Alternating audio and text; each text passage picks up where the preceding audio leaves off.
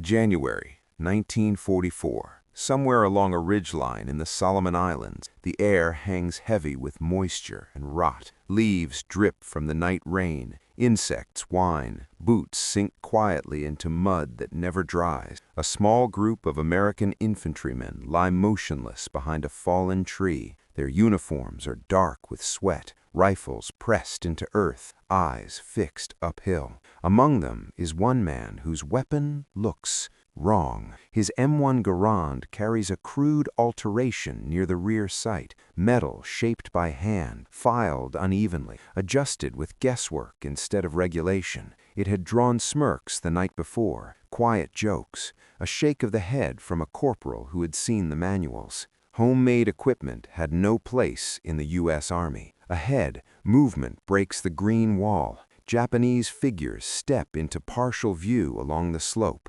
calm, deliberate. Officers, identifiable by posture more than insignia. They pause, they gesture, they expose themselves for just seconds longer than they should. The man behind the altered Garand exhales once. The jungle holds its breath with him, and in that silence lies the question the war would force upon thousands of soldiers. What happens when doctrine fails and survival demands invention? By January of 1944, the war in the Pacific had shed any illusion of speed or simplicity. What had begun with rapid Japanese expansion in 1941 and early 1942 had hardened into a grinding, island-by-island struggle. Each advance came at a cost measured not in miles, but in lives. Guadalcanal had proven the point. New Guinea reinforced it. The Solomons made it unavoidable. This was not a war of sweeping armored thrusts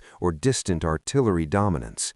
It was a war fought at 30 yards, sometimes less. The Japanese Imperial Army, forced onto the defensive, had adapted quickly. Rather than contest beaches outright, they withdrew inland into jungle, ridgelines, ravines, and tangled forests where visibility collapsed and terrain erased technological advantage. They built spider holes, concealed bunkers, and interlocking fields of fire that turned every advance into a slow bleed. American infantry doctrine struggled to keep pace with this reality. U.S. training manuals emphasized fire and maneuver, squad coordination, and controlled advances supported by machine guns and mortars.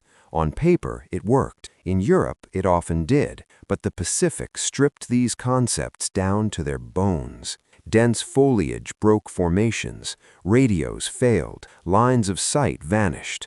Leaders relied on instinct as much as instruction. At the center of the American infantryman's world was his rifle. The M1 Garand was, by any measure, a revolutionary weapon. Semi-automatic, 8 rounds, reliable under conditions that would cripple older bolt-action designs.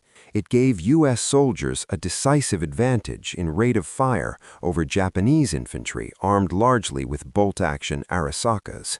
But the jungle did not care about innovation. Iron sights, perfectly adequate on a range or open field, became a liability in shadow and foliage. Light shifted unequally beneath the canopy. Moisture fogged vision and rusted metal. Sweat blurred focus. Insects crawled across rear sights. The sight picture soldiers had practiced 1,000 times dissolved into uncertainty. Optical sights were rare. Scopes existed, but they were fragile, expensive, and reserved almost exclusively for trained snipers. Standard infantry units were not issued them. Logistics did not support widespread distribution. Command doctrine did not encourage it. And so men adapted, quietly, unofficially. Some filed down front sights. Some painted them white or wrapped them with cloth. Others scavenged parts, bent metal, or experimented with alignment to suit their own eyes and the peculiar light of the jungle. These were not acts of rebellion. They were acts of survival. The Japanese understood this terrain better with each passing month. Their officers, often forward with their men, directed fire personally. They moved deliberately, trusting camouflage and terrain. Rank mattered less in appearance than in behavior. An officer stood straighter, moved with authority, gestured instead of crouching. In jungle warfare, that difference could mean everything. And it was within this environment, where doctrine lagged behind reality and regulation clashed with necessity, that one infantryman's decision to alter his rifle began to matter far more than anyone expected. The war created the conditions. The jungle provided the test. All that remained was the moment. The daily reality of a Pacific infantry unit was not defined by battles. It was defined by waiting. Waiting in heat that never broke. Waiting in rain that never fully stopped.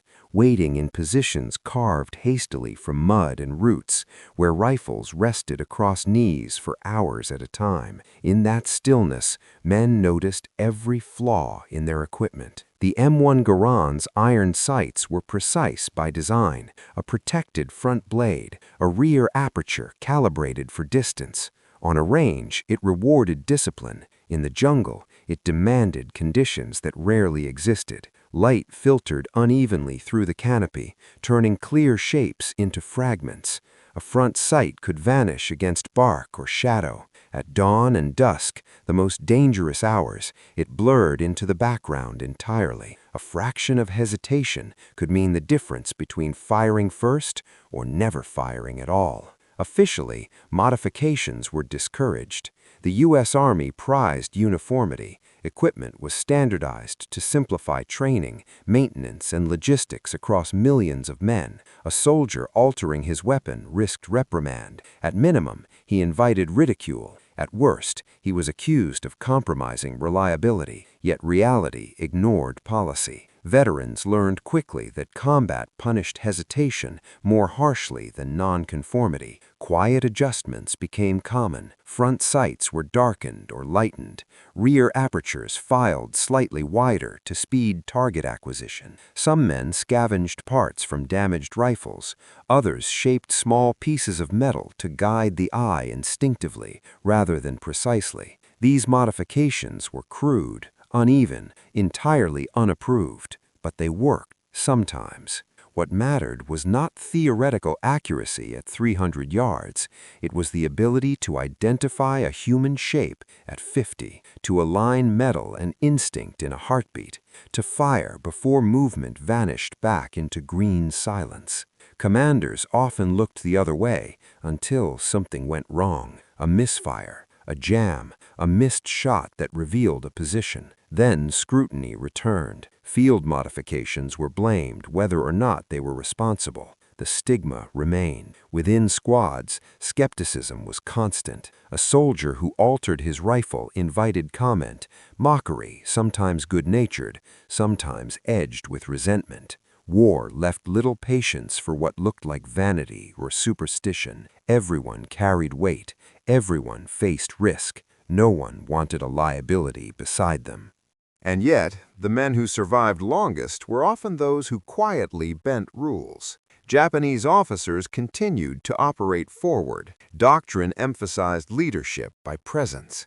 Orders were given by gesture and voice. In jungle terrain, this exposed them, but it also kept units cohesive under pressure. To an experienced eye, officers stood out, not by insignia alone, but by behavior. The way they scanned terrain, the way others oriented around them, the momentary pause before action. These were fleeting opportunities. They required instant recognition and immediate response. It was in this narrow margin, between regulation and reality, between skepticism and necessity, that the altered Garand waited. A rifle dismissed in camp, a modification doubted in whispers. Soon it would be tested not by theory or opinion, but by movement on a jungle slope and the unforgiving arithmetic of combat. And when that moment came, the war would not care who had laughed. War reduced men to routines. Clean the rifle, check the sights,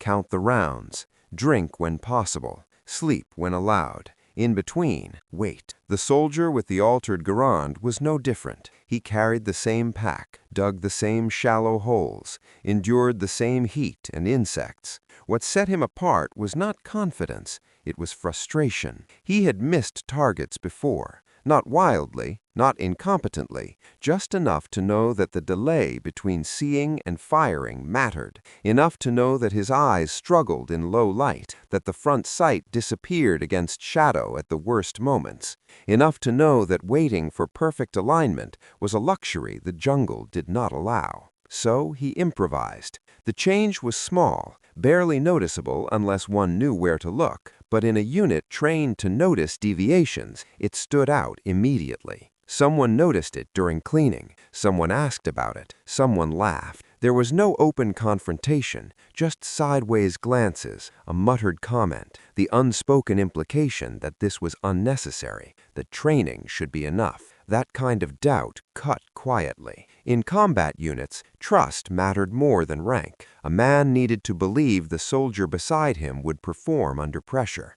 Anything unconventional threatened that belief. Yet the soldier said little. He did not defend the modification. He did not argue doctrine. He had tested it in silence. He knew what it gave him: a faster picture, a clearer instinctive alignment, a fraction of a second reclaimed.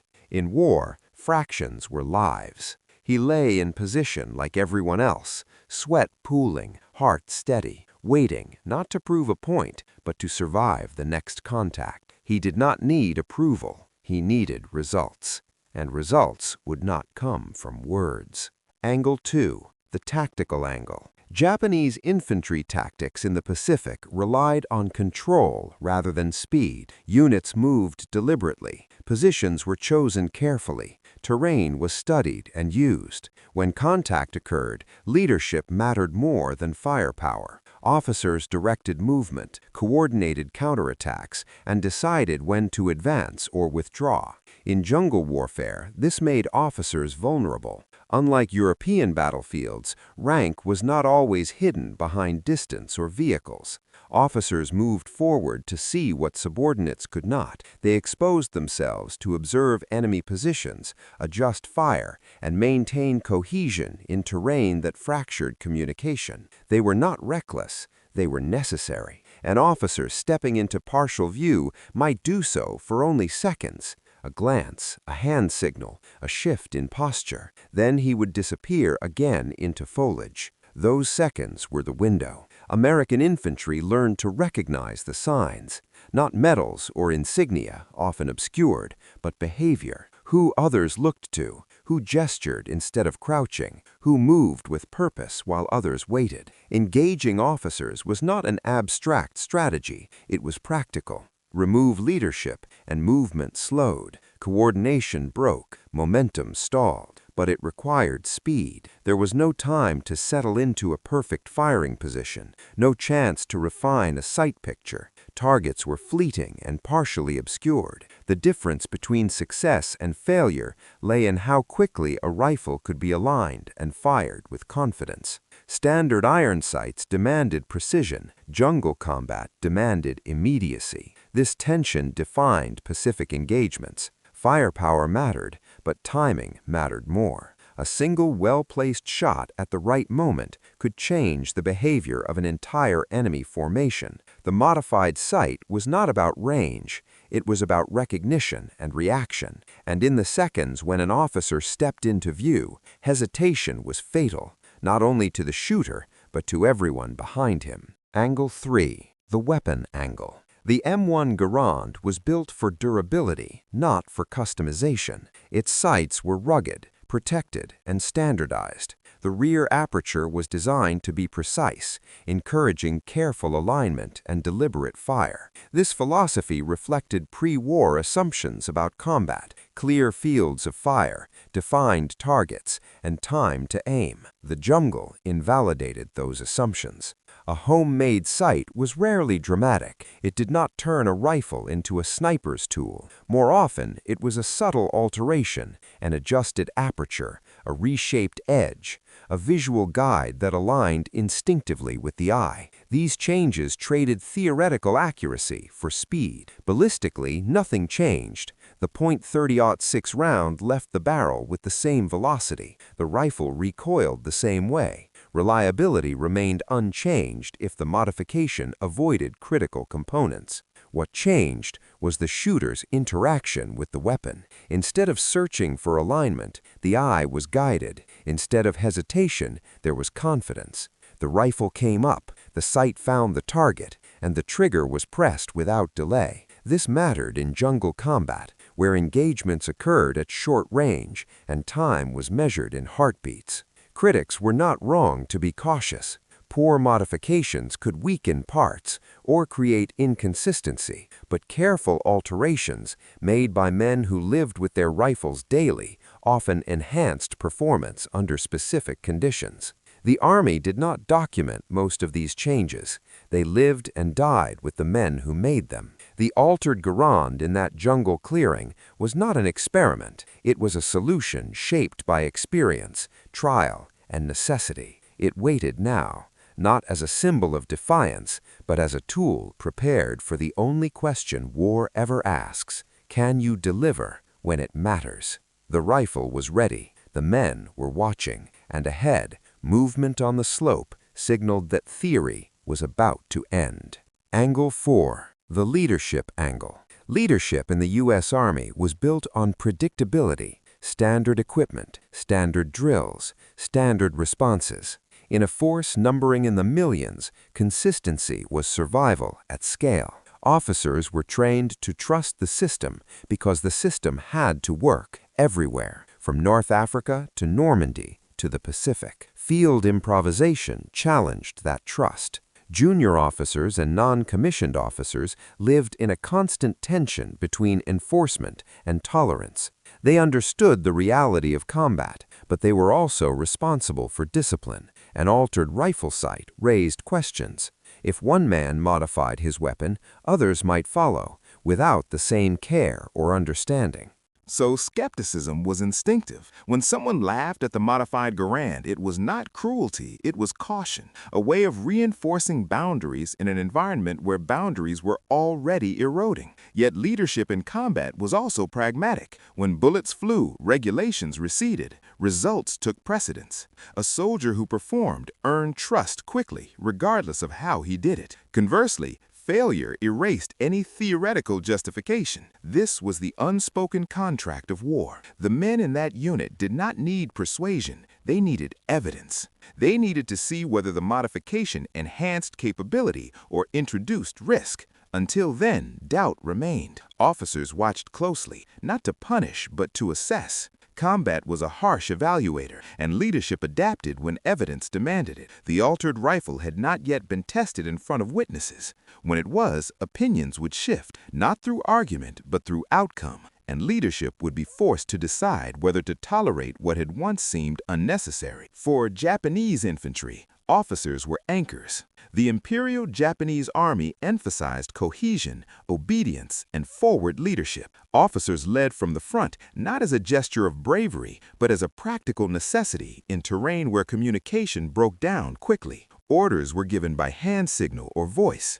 Adjustments were made on the spot. When an officer fell, confusion followed. Not always immediately, but inevitably. This was especially true in the jungle. Visibility was limited. Units operated in close proximity. The loss of an officer disrupted timing and intent. Men hesitated. Movement slowed. Initiative faltered. Japanese training emphasized resilience, but it could not replace command presence. An American rifleman who recognized this dynamic gained a significant advantage. Targeting officers was not a moral abstraction, it was a tactical calculation. When officers were removed early in an engagement, Japanese units often withdrew, reorganized, or became reactive rather than aggressive. Momentum shifted quietly. The enemy understood this risk. Officers minimized exposure when possible, but leadership could not be fully concealed without sacrificing control. Every time an officer stepped into view, he accepted that risk. What he could not anticipate was how quickly that risk could be exploited, how a fraction of a second reclaimed by an altered sight might translate into decisive action. From the Japanese perspective, there was no warning, no visible sniper team, no prolonged exchange, just sudden loss. And in that loss, a unit's coherence unraveled. War blurred the line between obedience and necessity. Soldiers were taught to follow orders, respect regulations, and trust doctrine. But combat presented scenarios doctrine had not anticipated. In those moments, survival depended on judgment rather than compliance. Improvisation was not rebellion, it was adaptation. The soldier with the altered Garand did not seek advantage over his comrades. He sought parity with the environment. The jungle imposed conditions that equipment had not fully accounted for. Adjusting to those conditions was not an ethical breach, it was a practical response. Yet the moral weight remained. If the modification failed, responsibility rested solely with the man who made it. If it succeeded, credit would be diffused. Survival rarely came with acknowledgement. This asymmetry discouraged innovation. Many men chose conformity over risk. They accepted limitations rather than challenge them. But others could not. They adjusted gear, modified routines, reinterpreted training through experience. They accepted ridicule as the price of preparedness. In war, morality often collapsed into outcomes. Did the action protect the unit? Did it prevent casualties? Did it allow men to return alive? If the answer was yes, justification followed. The altered site was not a symbol of defiance. It was a quiet wager made in mud and sweat that adaptation would matter more than approval. Soon, that wager would be tested not in theory, but in fire. And when the first shot broke the jungle silence, judgment would come swiftly. The jungle shifted before it spoke. A bird lifted suddenly from the canopy. Leaves trembled where nothing should have moved. Down the slope, shapes emerged. Not rushing, not careless, but deliberate. Japanese infantry advancing in small elements, using the terrain as cover, stepping into visibility only when necessary. The Americans remained still. Breathing slowed. Fingers rested against triggers without pressure. No one fired yet. In the Pacific, firing too early was a mistake. It revealed position, invited response,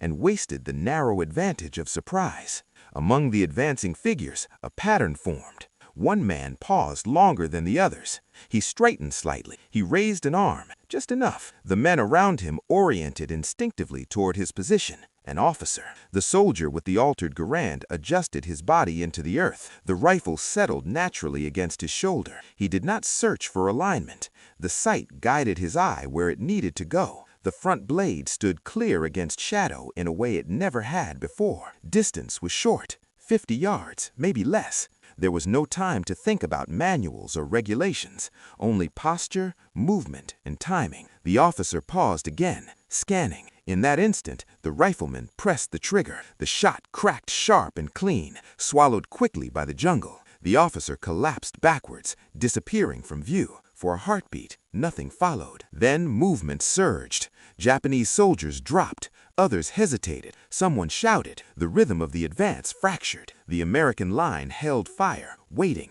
The altered Garand cycled smoothly. The shooter stayed on his sights, scanning. Another officer stepped forward, uncertain now, but visible. He bent slightly, gesturing urgently. The rifle came up again. The sight aligned instinctively. The second shot followed almost immediately. Another body fell. Now the jungle erupted. Japanese fire snapped through foliage. Dirt kicked up along the fallen log.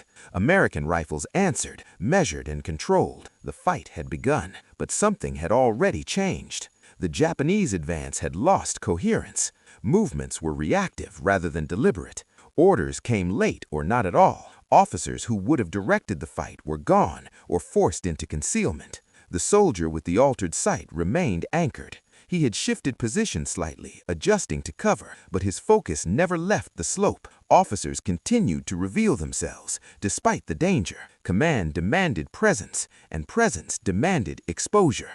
Each time it happened, the response was immediate. A third officer appeared, crouched but upright enough to be recognized. The rifle rose. The sight aligned. The shot landed. Then a fourth. Then another. The sequence was not rapid fire. It was deliberate repetition. Identify, align, fire, cycle, reacquire. By the time the engagement reached its midpoint, 9 Japanese officers lay dead or mortally wounded across the slope. The effect was unmistakable. Fire slackened. Movement stalled. Shouts became confused. The advance dissolved into withdrawal. not as an organized retreat, but as a slow unraveling of intent. Japanese soldiers pulled back individually or in small groups, dragging wounded, firing sporadically to cover movement. There was no counterattack, no coordinated push. The jungle fell into an uneasy quiet, broken only by distant shots.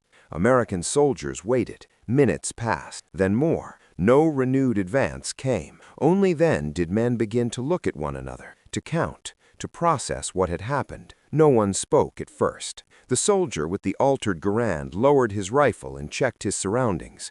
His hands were steady, his breathing slow. The rifle had functioned exactly as intended. A corporal crawled closer, eyes scanning the slope where bodies lay half hidden by foliage. He said nothing. He did not need to. Others noticed now, not the modification itself, but the result it had produced. 9 officers. Not guessed, not assumed, observed. The altered sight had not turned the man into something extraordinary. It had allowed him to perform a task at the exact moment it mattered most. It had compressed decision and action into a single motion. Leadership did not argue. There was nothing to argue against. What mattered was that the unit still held the ridge. What mattered was that casualties were minimal. What mattered was that an advance had been broken before it fully formed. War rarely provided such clarity. There was no celebration, no announcement, just a quiet recalibration of belief. The jungle closed in again. Smoke thinned. Orders were whispered. Positions were reinforced. And as the unit prepared for what might come next, one truth settled in without ceremony. What had been laughed at the night before had just altered the course of the fight. The war moved on, but consequences do not end when firing stops. The hours that follow were marked by restraint. No pursuit was ordered. The jungle ahead remained dangerous, and Japanese forces were known for ambush and sudden counterattacks. The American unit consolidated its position instead, re-establishing fields of fire, redistributing ammunition, checking for wounded. Losses were counted. They were lighter than expected. The slope where the Japanese advance had stalled told the rest of the story. Bodies lay scattered in irregular patterns, many partially obscured by vegetation. Several were unmistakably officers, identifiable by equipment, posture, and the way other soldiers had clustered around them in the moments before they fell. The absence of leadership did what sustained fire alone might not have accomplished. Among the Americans, reactions were quiet. There was no formal acknowledgement, no immediate commendation. The chain of command absorbed the outcome without comment, as combat units often did. Results were noted. Positions were held. The war pressed forward, but perception had shifted. The altered Garand drew no more jokes. No one asked the rifleman to justify the modification. The sight was no longer seen as unnecessary. It was seen as proven. A platoon leader inspected the rifle briefly. He did not touch it. He did not order it removed. He simply nodded and moved on. That nod carried weight. In combat units, approval was rarely verbal. Silence was acceptance. Other soldiers began to ask quiet questions, not challenging, but curious. How long had it taken to make? Did it hold zero? Did it snag? The answers were short and practical. Nothing spread formally, no changes were ordered, but understanding traveled quickly among men who shared the same risk. The engagement was recorded in an after-action report. Language was careful. Fire shot. Enemy casualties observed, leadership losses noted. No mention was made of equipment modification. Reports were not the place for that. What mattered was outcome. The Japanese did not renew the attack that day. The ridge remained in American hands. The advance continued according to schedule. In war, such moments often vanished into statistics. But within the unit, memory lingered. Men remembered how quickly the fight had turned, how movement stalled, how confidence shifted after the first shots. They remembered the rifle that looked wrong and the silence that followed its use. The soldier who had altered his sight did not become a legend. He remained one man among many. He dug when told. He marched when ordered. He cleaned his rifle like everyone else. But something intangible had changed. Trust had been earned not through rank or regulation, but through action, and that trust would matter in the days still to come. In the weeks that followed, the war advanced without pause. The unit moved on to the next objective, then the next. Jungle gave way to ridgelines to river crossing. Contact with the enemy came and went in irregular bursts, some fierce, some fleeting, all exhausting. What happened on that slope was not repeated in official language. There was no doctrine update, no field bulletin on improvised sites. The Army did not suddenly encourage modification. Institutionally, nothing changed. Large organizations moved slowly, even in war. But beneath the surface, something quieter took place. Informal adaptation spread the only way it ever could, through observation. Men began paying closer attention to their rifles, not altering them recklessly, but thinking about them differently. How quickly could they acquire a target? What did their eyes struggle with in low light? What could be adjusted without compromising reliability? Some tried small changes, others did not. No one mocked those who did. Officers, too, adjusted, subtly. They did not endorse modifications openly, but they stopped discouraging them reflexively. If a rifle functioned and the soldier performed, questions went unasked. Results had softened rigidity. This pattern repeated itself across the Pacific. Thousands of similar decisions were made by infantrymen whose names never entered records.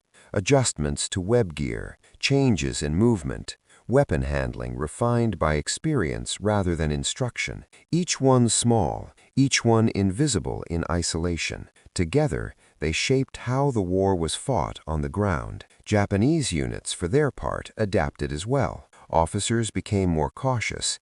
Leadership exposure was reduced when possible, but terrain and doctrine still demanded presence. The risk never vanished entirely. The war continued to claim lives in numbers too large to personalize. By the time the Pacific Campaign reached its later stages, lessons had accumulated quietly. Manuals lagged behind experience. Training caught up only after the fact. The soldier with the altered Garand carried on. His rifle remained his own responsibility. He did not seek recognition. He did not expect it. War did not reward initiative consistently. It rewarded survival. After-action reports were filed. Units rotated. Casualties mounted elsewhere. The slope where 9 officers fell faded back into jungle anonymity. But among the men who had been there, memory remained precise. They remembered how skepticism dissolved without argument, how leadership adjusted without announcement, how regulation yielded, not officially, but practically, to necessity. Those memories shaped behavior more than any manual ever could, because in war, what matters most is not what is written down, but what works when it must. And those lessons, learned in silence, would echo far beyond that single engagement. War rarely announces its lessons. They are learned quietly in moments that never reach headlines or doctrine manuals, in decisions made by individuals who do not intend to change history, only to survive the next hour. The Pacific War forced such lessons relentlessly. Terrain erased assumptions. The jungle reduced distance and certainty alike. It punished hesitation and rewarded clarity, however it was achieved. The altered sight on a single M1 Garand did not redefine warfare. It did not represent a breakthrough in technology or a failure of design. It represented something smaller and far more common: adaptation under pressure. Military institutions depend on standardization. Without it, armies fracture. But battlefields do not respect systems. They demand response, not conformity. Between those two forces, order and chaos, soldiers live. The man who shaped his sight did not reject his training. He refined it. He adjusted metal to match reality. When the moment came, that refinement compressed doubt into action, and action into outcome. 9 officers fell, not because of innovation alone, but because recognition met readiness at exactly the right instant. History records campaigns, divisions, and commanders. It rarely records the quiet adjustments that decide individual engagements. Yet those adjustments accumulate. They shape survival rates, morale, and momentum in ways statistics cannot fully capture. Across the Pacific, countless similar decisions were made by infantrymen whose names never entered records. Adjustments to web gear, changes in movement, weapon handling refined by experience rather than instruction, each one small, each one invisible in isolation. Together, they shaped how the war was fought on the ground. Japanese units, for their part, adapted as well. Officers became more cautious. Leadership exposure was reduced when possible, but terrain and doctrine still demanded presence. The risk never vanished entirely. In the end, the war moved on. The jungle reclaimed the slope. Manuals were revised later, far from where the lessons were learned. But for those who were there, one truth remained clear. In war, perfection is theoretical, survival is practical. And sometimes the difference between the two is a small piece of metal shaped by necessity, dismissed by laughter, validated by silence, and proven when it mattered most.